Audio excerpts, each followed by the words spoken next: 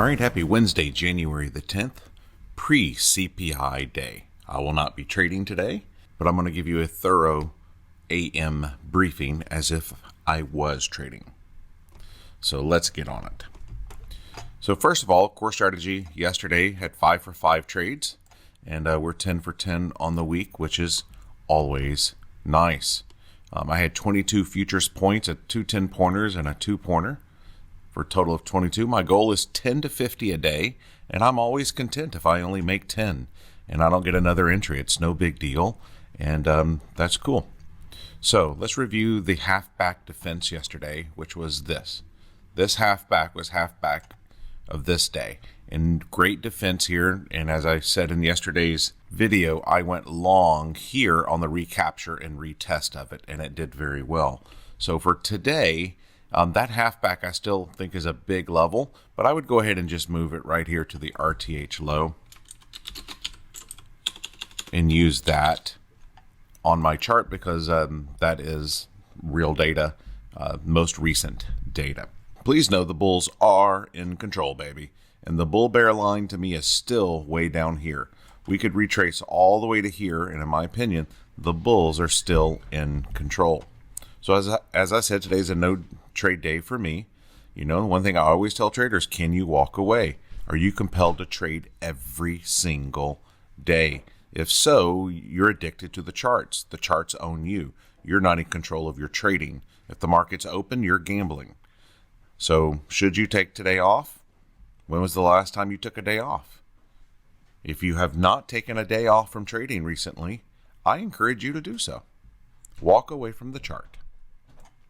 Now, this week, especially this past week, has definitely been runner management, a masterclass in runner management.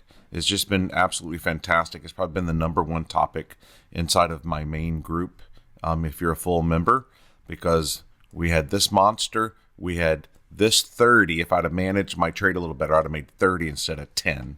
And then you had this 10-pointer there as well. It's just absolutely fantastic. How many 10, 20, 30, 40, 50 pointers do you need in a week? I made 50 on this, 10 on this, 10 on this. How many of those do you need in a week? Not many.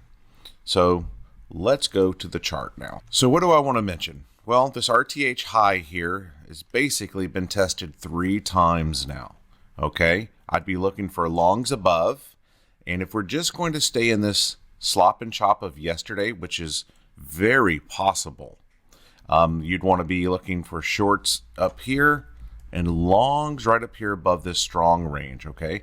So if you're a full member of mine, I'm going to be updating the strong indicator, and that strong range is going to be there for you. Under the strong range, I'd be looking for shorts, definitely targeting the RTH low, and you never know, maybe keep a runner all the way down to the bull bear line if that's what they choose to do. It's pre-CPI day. The only thing we know for sure is ES is going to make its money today, either by taking liquidity here or taking liquidity here. Of course, there's liquidity setting here as well. It could very well just come and snap this a little bit, snap this a little bit, and finish at POC today, right? Shorts up in here, longs in here, and if we break out of either of those levels, I'd be looking for shorts here and longs there. And of course, you want to be careful that it's just not a liquidity grab and it sucks back in, a liquidity grab and sucks back in. You really need to have a good system to know how to trade those, and that's one of the things we teach in our boot camp in flight school if you're a full member. Okay, guys, I think that's what I wanted to say. Be safe today. We will be live back on Zoom tomorrow for the CPI candle. Stay green, my friends, and to learn more about our group, go to microstrader.com.